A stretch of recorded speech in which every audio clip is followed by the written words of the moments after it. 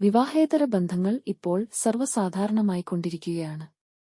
ഭാര്യ-ഭർതൃ ബന്ധങ്ങളിൽ വിള്ളൽ ഉണ്ടാകുന്നത് ഇപ്പോൾ സഹജമായിരിക്കുന്ന കാലമാണ്. അതിന്റെ ബഹിസ്ഫുരണങ്ങളായി വലിയ പ്രശ്നങ്ങളും പല കുടുംബങ്ങളിലും ഉണ്ടാകാറുണ്ട്.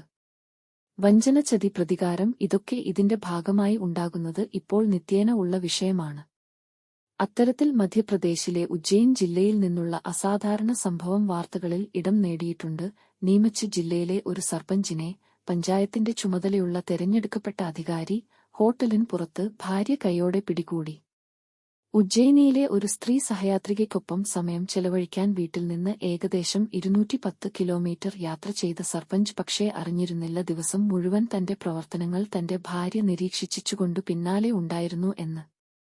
അജ്ഞാതയായ ഒരു സ്ത്രീയുമായുള്ള ഭർത്താവിന്റെ ഇടപഴകലിൽ ഭാര്യയ്ക്ക് സംശയം തോന്നിയതായി മാധ്യമ റിപ്പോർട്ടുകൾ പറയുന്നു. അയാളുടെ ഫോൺ കോളുകൾ സൂക്ഷ്മമായി നിരീക്ഷിച്ചപ്പോൾ അയാൾ മറ്റൊരു സ്ത്രീയോടൊപ്പം ഒരു ഹോട്ടലിൽ താമസിക്കുന്നുണ്ടെന്ന് അവൾ കണ്ടെത്തി. പെട്ടെന്ന് അവൾ നീമച്ചിൽ നിന്ന് ഉജ്ജയിനിലേക്ക് വണ്ടി കയറി ഹോട്ടലിന് പുറത്ത് ഭർത്താവിനെയും കാമുകിയെയും കാത്തുനിന്നു. സർപഞ്ചും അവന്റെ കൂട്ടാളിയും പുറത്തുവന്ന് അവരുടെ കാറിൽ കയറാൻ ശ്രമിച്ചപ്പോൾ അവൾ തന്റെ കുടുംബങ്ങളോടൊപ്പം അവരെ തടഞ്ഞു. ഹോട്ടലിന് പുറത്ത് ആൾക്കൂട്ടം തടിച്ചുകൂടിയപ്പോഴും ഭാര്യ ഇരുവരുമായി ഏറ്റുമുട്ടിയതോടെ രൂക്ഷമായ തർക്കമുണ്ടായി. ഭാര്യയായ സ്ത്രീ ആരാണെന്ന് സർപഞ്ചിന്റെ കൂടെയുള്ള സ്ത്രീ ചോദ്യം ചെയ്തപ്പോൾ ഞാൻ ആരാണെന്ന് ഞാൻ പോലീസ് സ്റ്റേഷനിൽ വിശദീകരിക്കും എന്ന് മറുപടി നൽകി. ഭാര്യയ്ക്കൊപ്പമുണ്ടായിരുന്ന കുടുംബാംഗങ്ങൾ ദൃശ്യങ്ങൾ പകർത്തി. ദൃശ്യങ്ങൾ ഉടൻ തന്നെ സോഷ്യൽ മീഡിയയിൽ വൈറലായി. സർപഞ്ചിന്റെ ഭാര്യ ഭർത്താവിനൊപ്പമുള്ള യുവതിയെ ക്രൂരമായി മർദ്ദിക്കുന്ന ദൃശ്യങ്ങളും വൈറൽ ആയിട്ടുണ്ട്.